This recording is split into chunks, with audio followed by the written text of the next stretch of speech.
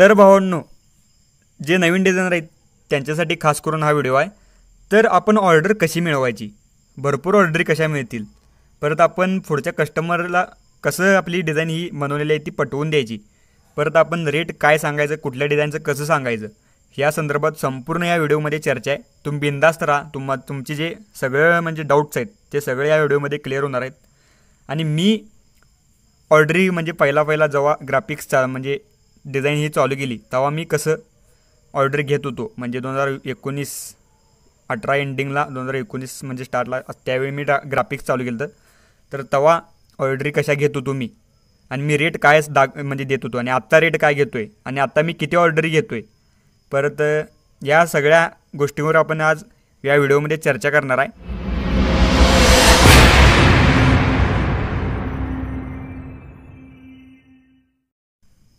तर स्वागत आहे भावांनो पुन्हा एकदा आपल्या भाऊच्या चॅनलवर, ज्याचं नाव प्रथमेश पाटील ग्राफिक्स डिझायनर, तुम्हाला माहितीच आहे.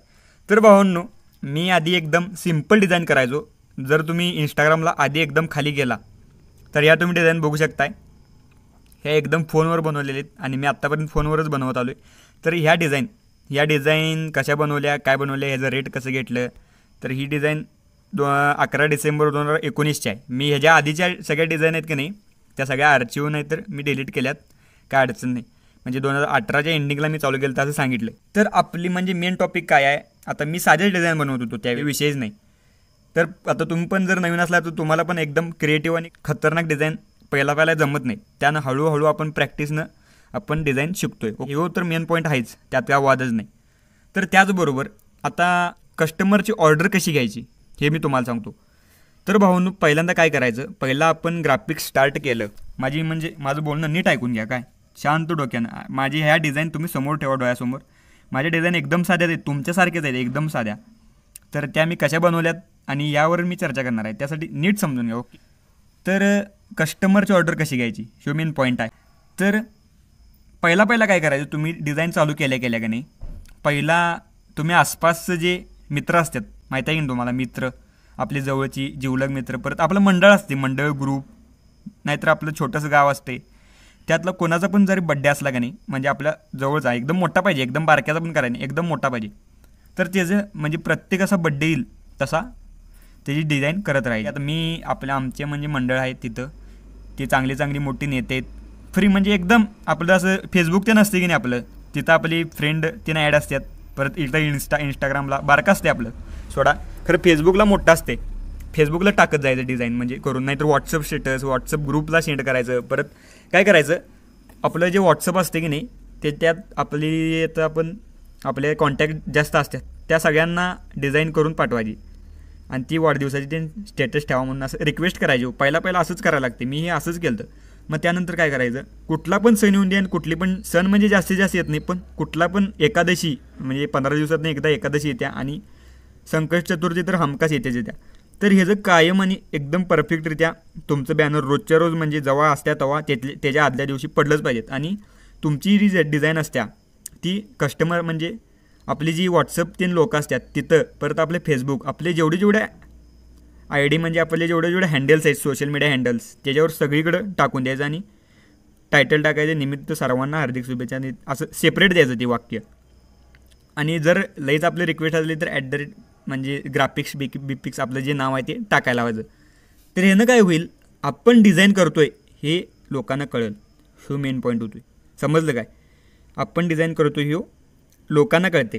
आपण लोकांना कळत नाही तोवर आपल्याला किंमत येत नाही, अजिबात किंमत नसते. कारण का, लोक फ्री घ्यायलाच बसलेले असतात आणि त्यांना क्वालिटीपेक्षा क्वांटिटी महत्त्वाची आहे. तर एवढं झालं, एवढं केला, कायम करत गेला. पहिला डिझाईन टाकायच्या. ओके. त्यानंतर काय करायचं, आपली सोशल मीडियाची ॲडव्हर्टाईज, त्यात सण उत्सव वार तुमचे जे मंथली पॅकेज अवेलेबल ते असं परफेक्टरित्या टाकायचं. मग त्या मित्रांना शेअर करायचं. आपण जसं रेग्युलर करतो की नाही तसं शेअर करायचं, आणि फेसबुकला पण शेअर करायचं. ओके, त्यात काय अडचण नाही. मग ते शेअर केल्यावर का नाही मित्रांना स्टेटस ठेवायला लावायचं, हां असं हे डिझाईन करतो आहे. हळू म्हणजे सगळ्यांना सांगायचं असं आपल्याकडे डिझाईन अवेलेबल आहेत, काय अडचण नाही. मग जर आपल्या घरातलं म्हणजे आता जर तुम्हाला मग हे का मी सांगितलो, हे डेमोसाठी. आधीचे डिझाईन का करा सांगितलो, हे डेमोसाठी. आता तुमच्याकडे जर कस्टमर आलं, हां अशी मला डिझाईन करायचं आहे, तर तुमच्याकडे डेमो आहेत का या डिझाईनचं, तर तुम्ही ते दाखवू शकता डेमो ना. त्यासाठी तुम्हाला मी एकदम फ्री आणि कुठलं पण कस्टमर पहिल्यांदा घ्यायचं नाही. त्यानंतर तुम्हाला म्हणजे अनुभव नसतो आहे, परत फॉन्ट करेक्शन, परत फॉन्टला कलर एकदम वेगळाच बसतो आहे. त्यासाठी स्टेप बाय स्टेप आणि आपल्या मोठ्या डिझायनरचे डिझाईन बघत राहायचं. ओके, हे सगळ्यात म्हणजे मोटिवेशनल पार्ट ठरतो आहे आपल्या डिझाईनमध्ये बनवण्याचा. अशीच तुम्ही सोशल मीडियाला बघत असतील आणि तो तुमचा फेवरेट कोणतं डिझायनर असेल त्याचं डिझाईन बघत जावा. त्या डिझाईन कॉपी करायचे नाहीत. हाय असे बघून हां बाबा आता यानं संकट चतुर्थीची डिझाईन केल्या, तर ह्या टाईपमध्ये आपण काहीतरी वेगळं कसं करता येईल ह्याच्यापेक्षा भारी त्याला टक्कर द्यायची आहे. आपण एवढं डोक्यात ठेवायचं, डोक्यात टक्कर द्यायची आहे त्याला. आपला पण एक दिवस येणार एवढं डोक्यात ठेवायचं. एवढा विषय झाला तर त्यानंतर काय करायचं, कस्टमरचं आता ऑर्डर येणार हळूहळू तुम्हाला, कारण का तुम्ही डिझाईन करता हे कळले. म्हणजे गाव मर्यादित पुरतं सांगवले. जर एकदम बाहेरची जर ऑर्डर आली तर रेट चांगलाच घ्यायचा असतो. गाव मर्यादित काका काकी नाही तर कोणतं दादा दादा असे असतो, त्याला सांगायचं. पहिला जर तुम्हाला ऑर्डर आली तर म्हणायचं, हे बघा दादा मला या डिझाईन म्हणजे आता कुठली पण बड्डेची ऑर्डर असली तर त्यांना सांगायचं हां बड्डेची अशी अशी ऑर्डर आहे तीन सांगतात, तर त्यांना सांगायचं हां मला दादा ह्या डिझाईनचं एक 70 रुपये द्या, तुम्हाला त्या टाईपची क्वालिटी भेटेल. तो म्हणतोय दादा असू दे की मग जरा कमी करा की, म्हणजे कमी करा की विषय यो काय असतो कमी करा की. तर त्यांना पहिल्यांदा नाहीच म्हणायचं. मग त्याला कळते बाबा ह्यासाठी कष्ट आहेत आणि ह्याची एवढीही किंमत द्यायलाच लागत्या. मग तेव्हा आणि परत म्हणतो असतो असू दे कमी करा. मग त्यात एक 10 रुपये कमी करा, 50 घ्या चालतंय काय अडचण नाही. पहिल्यांदा 50 घ्या, पण हे कायम लास्टपर्यंत ठेवायचं नाही. आत्ता सांगवले पहिल्यांदा 50 घ्या. मग 50 घेतला मग डिझाईन करून द्यायची. मग त्यांना सांगायचं की परत येताना आता मी ही सुरुवात केलो त्यामुळे काय विषय नाही, हे तुमच्या मनात ठेवायचं. त्याला सांगायचं नाही मी सुरुवात केलो आहे त्यामुळं आपण 50 घेतल्यात हे विषय असतो. तर त्यांना सांगायचं की परत येताना माझा रेट हा ह्यो फिक्स आहे, ह्यो द्यायला लागेल. तर एवढा विषय झाला तर मग परत येताना मग तिची डिझाईन ही चांगली करून द्यायची. आपली जी कस्टमर असते की नाही तिची डिझाईन ही चांगली करून द्यायची. कारण का म्हणजे first impression is last impression असते, हे तुम्हाला माहीतच आहे, काय अडचण नाही. तर ती डिझाईन केली की नाही मग तुम्हाला हळूहळू ऑर्डरी वाढत जातील. मग तुमचं फिक्स रेट करत जावं, कारण का तुमची सोशल मीडिया डिझाईन ही पडलेली असते आपल्या पेजवर, नाहीतर व्हॉट्सअपला ते नाहीतर मित्रांना कळलेलं असते. आणि तुमच्या गावात स्वयंघोषित डिझायनर पण ढिग असतात हे माहीतच आहे तुम्हाला. कारण का स्वयंघोषित डिझायनर कोणाला म्हणायचं माहिती आहे काय, जे तेच डिझाईन करतात म्हणजे सिम्पल, त्यांच्यात तिन्ही काही इम्प्रूव्ह करत नाहीत त्यात. आता मी कसं आधी सगळी आता ट्रेंड काय चालू होता, फॉग डिझाईनचा चालू होता मधी, म्हणजे मी जेव्हा चालू केलं तेव्हा. पण माझ्या डोक्यात काय होता विचार, फॉग डिझाईन नाही करायची, आपल्याला काहीतरी वेगळं करायचं. ते म्हणजे काय सिनेमॅटिक डिझाईन ही गाजलीच पाहिजे. म्हणजे त्या टाईपमध्ये मला जरा मग मी इथं डिझाईन केल्यात सिनेमॅटिक 10, परत ही डिझाईन गाजली आंबेडकरांची, परत त्यानंतर अजून सचिनची डिझाईन गाजली, सचिन तेंडुलकरची डिझाईन गाजली एक नंबर तवा. त्या काळात ग्राफिक्स किंग हे मोठं पेज आहेत त्यांनी, परत ग्राफिक डिझाईन लवर त्यांनी ह्या पोस्ट म्हणजे हे गेल्या तवा चांगलं म्हणजे हे झालं. मग त्यानंतर हळूहळू की नाही आपण ऑर्डरीकडे येऊया आता. मग ऑर्डर हळूहळू वाढवत आपला एक बेस तयार करायचा. बेस तयार केला मग घरातल्यांना पटवून द्यायचं. घरात अजून सांगायचं नाही मी असंच करतोय. आपण सगळं शाळा कॉलेज तुम्ही बारकं असतील तर कॉलेज शाळा वेळा असं सगळं करत ही डिझाईन चालू करायची. कोणालाच कळून द्यायचं नाही, घरच्यांना सांगले प्रॉपरली, कोणाला कळून द्यायचं नाही. मग त्यानंतर हळूहळू करायचं. नाहीतर जर तुम्ही मोबाईल घेऊन बसला तर घरची म्हणतील हां फुकट करायलाच काय असं म्हणतात. त्यासाठी म्हणाले सांगायचं नाही कोणाला. तर त्यानंतर मग पैसे आले की घरात सांगायचं हां असं हळू मी डिझाईन करावलो आहे, मी ग्राफिक्स असं असते, परत बड्डे बॅनर हे घरच्यांना समजून द्यायचं असते. आम्ही पण स्वतः समजून दिलं हे ग्राफिक्स काय असते, बॅनर काय असते. आता अजून नातेवाईक तर आमचे तर काही विषयच नाही, त्यात काय वाद नाही. नातेवाईकांचं हे लांबपर्यंत नातेवाईकांनी जर विचारलं तुम्हाला हां ह्यो काय करायला आहे, नवीनच काय करायला. आता आम्हाला यूट्यूबबाबत ढिग म्हणजे नातेवाईकांचं प्रश्न येतात की काय करायला आहे हो, आम्हाला काय माहीत नाही. तुम्हाला समजणारच नाही हो, कारण का तुमचं हे क्षेत्रच नाही आणि तुम्हाला या क्षेत्राची माहितीच नाही आणि कोणाला इंटरेस्ट पण नाही या क्षेत्रात.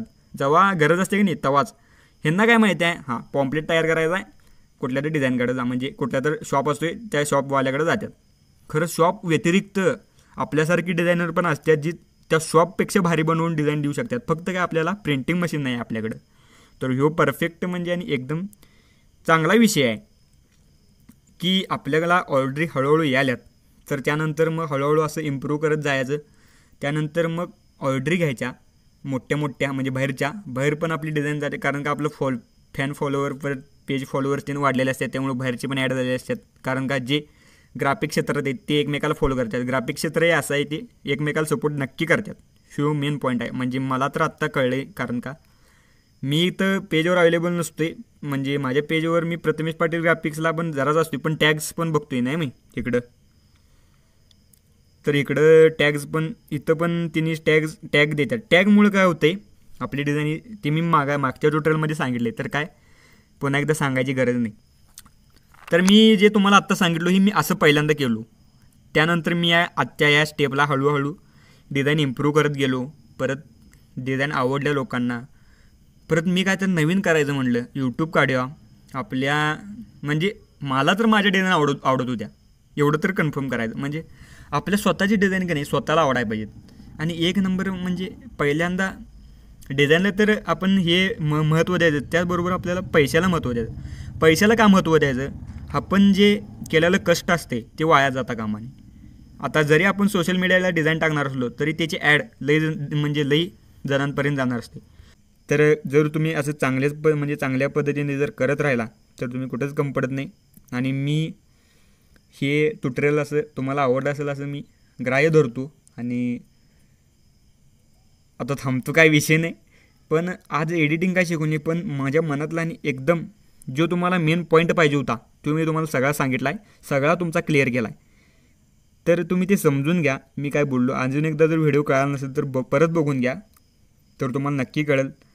आणि पुढं आणि काय अडचण असली तर मग लगेच कमेंट करा, लगेच व्हॉट्सअप मेसेज करा डिझाईन क्षेत्राला, त्यावर आपण नक्की व्हिडिओ बनवूया. आणि कमेंट आहे मी वाचतोय. तर भेटा लवकरच पुढच्या ट्युटोरियलमध्ये. तोवर काळजी घ्या. धन्यवाद. घरच्यांची काळजी घ्या. बाय.